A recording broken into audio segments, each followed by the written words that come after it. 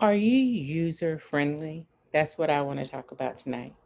And what I mean by user friendly is this.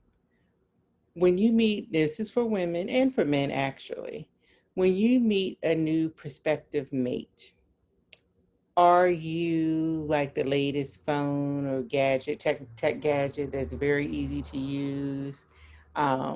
Like some of the ones they make for like senior citizens, which I'm going to be at some point. We all be God will be God willing. Um, are you easy to navigate through? Or do you bring a bunch of baggage with you, a bunch of complaints? Do you scare people off before they even get a chance to know you? Are they sitting around wondering about a bunch of red flags because you're talking about your ex? Have you been hurt? Um, just have a bunch of a negative energy feel around you. Here's my thing. I think a lot of women in particular are not user friendly.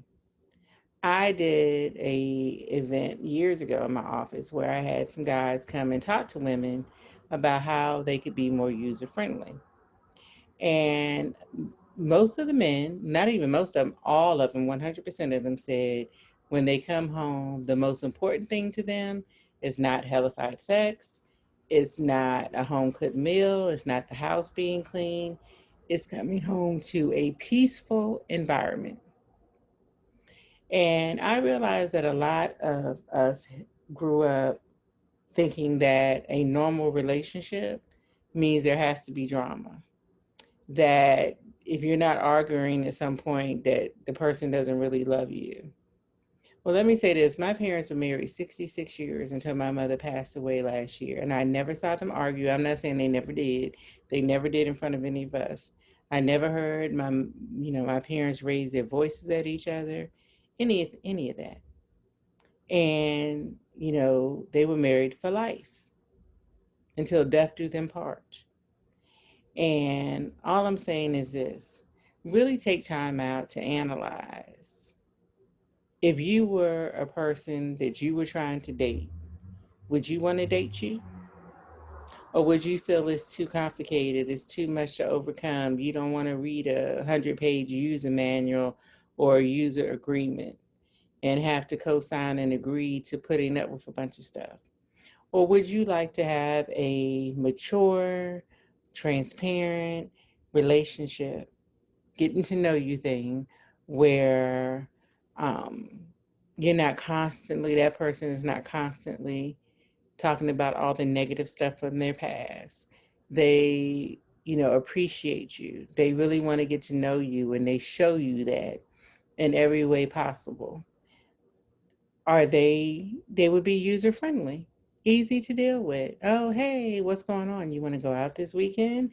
Sure, let's go grab a bite to eat. Let's go to a picnic. Let's go to a sip and paint. Let's do whatever. And when you get there, it's not, oh, yeah, my ex this, my ex that.